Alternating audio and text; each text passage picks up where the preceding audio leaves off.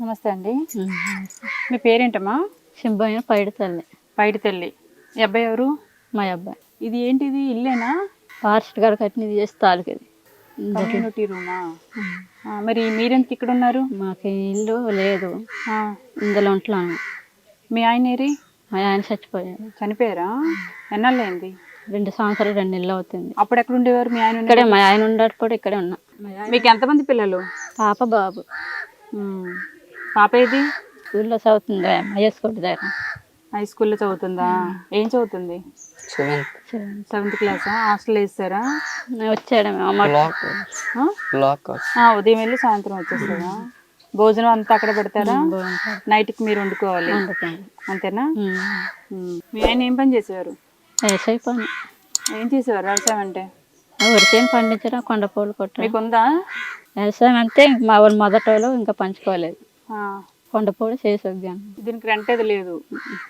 మీ ఆయన ఉండేటప్పుడు ఇక్కడికి వచ్చారు. వచ్చాను. అబ్బాయికి ఎంత వయసు అప్పుడు ఇక్కడికి వచ్చారు? చిన్నప్పుడు కానీ అమ్మ ఇంటి కంచి 3 నెలలు చేసి వచ్చి ఇక్కడే ఉన్నాం. పిల్లలు తీసుకొచ్చి ఈ రెంట్ ఏది లేదు కదా అని చెప్పేసి ఇక్కడ ఉండిపోవడానికి అలవాటు పడిపోయారు అంతేనా? అంతేనండి. మీ ఆయన ఎలా చనిపోయారు? ముందు ప్రాబ్లం బట్టి చచ్చిపోయింది. హార్ట్ అటాక్ వచ్చిందా? ఏమైందమ్మా మీ నాన్నకి? నార్మల్గా మీ అమ్మాలు చెప్తారు కదా, అదే జ్వరం అలాంటి ఫీవర్ లాంటి వచ్చి చనిపోయాడు. నాన్న ఎలా ఉంటారో కూడా తెలీదు నీకు? తెలుసు. ఎంత వయసు అప్పుడు నీకు మీ నాన్నగారు చనిపోయినప్పుడు? 10 ఏళ్ళ. నాన్న బాగానే తెలుసు కదా నీకు? అప్పుడు ఇక్కడే ఉండేవారా? హాస్పిటల్కి ఏం తీసుకెళ్ళలేదా? తీసుకెళ్ళాం. విజయనగరం హాస్పిటల్గా చచ్చిపోయాను. ఏమన్నారు? గుండె ప్రాబ్లం అనేసి అన్నారు. అక్కడ చచ్చిపోండి. మామూలు ప్రభుత్వం స్థలాలు ఇచ్చి ఇల్లులు కట్టిస్తారు కదా, మీకు మీ ఊరికి అలా శాంక్షన్ చేయలేదా? లేదండి మేడం. మీ ఊర్లో ఎవరికి జరగలేదు? అలా జరగలేదు. ఏ గవర్నమెంట్ ధరకు వచ్చినా ఇల్లులు వచ్చినా కట్టుకొని, గవర్నమెంట్ ధరగా ఇల్లులు వచ్చినా కట్టుకునేమో వచ్చాను. కట్టుకోలేరు. గవర్నమెంట్ ద్వారా వచ్చినా మీరు కట్టుకోలేరు. మాతో పాటు వచ్చేవచ్చుగా, నీకు ఏదైనా అక్కడ పని ఇప్పిస్తాను, మీ అబ్బాయిని చదివిస్తాను. పల్లెటూరుకి అన్నట్టు సిటీ కాసి ఉందినేమండి. అంతే. నువ్వు వచ్చేస్తావా పని? ఊరు వదిలే రావు. వచ్చేవచ్చు కదా మాతో పాటు. ఎందుకు మేడం? ఎందుకు ఇలాంటి ఇంట్లో మంచి ఇంట్లో ఉండి ఈ అబ్బాయి లైఫ్ బాగుంటది, నీకు పిల్లలు బాగుపడతారు. సిటీలో ఉంటే చిన్న పిల్లని కొండలకు తిప్పేస్తున్నావు, తుప్పలేవి కొట్టేస్తున్నావు. మీరు చేస్తే చాలు. ఏమేలు చేయాలి? అదే చేస్తాను, అబ్బాయిని చదివిస్తాను కదా. అది కాదా మేలు? ఎందుకు కాదు మరి? సతీష్, చదువుకుంటే బాగుంటావు. ఏంటి చిన్నపిల్లడు, నీకెందుకు ఇప్పటి నుంచి కొండల వాటిల్లో తిరగటం? ఇక్కడ వేయండి.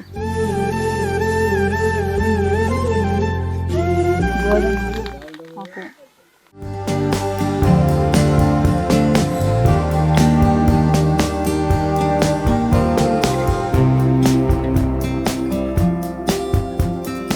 మా చీర లంగా జాకెట్టు.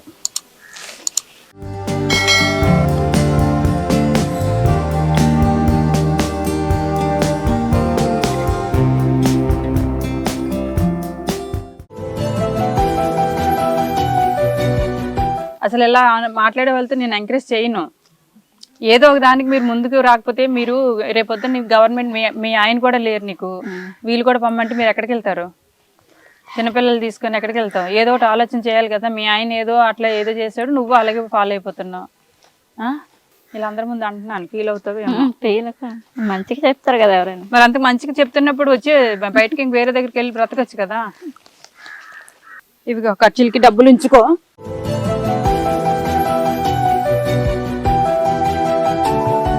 సరే, అయితే మీరైతే కడుపు నుండి అన్నం తినండి. నీకు ఏమైనా అనిపిస్తే మా ప్రెసిడెంట్ చేత కబురు పంపించండి, మీ ప్రెసిడెంట్ చేత, సర్పంచ్ చేత. సరేనా? నేను వెళ్ళరానా? సరే మేడం. Thank you. బాయ్ రా సతీష్.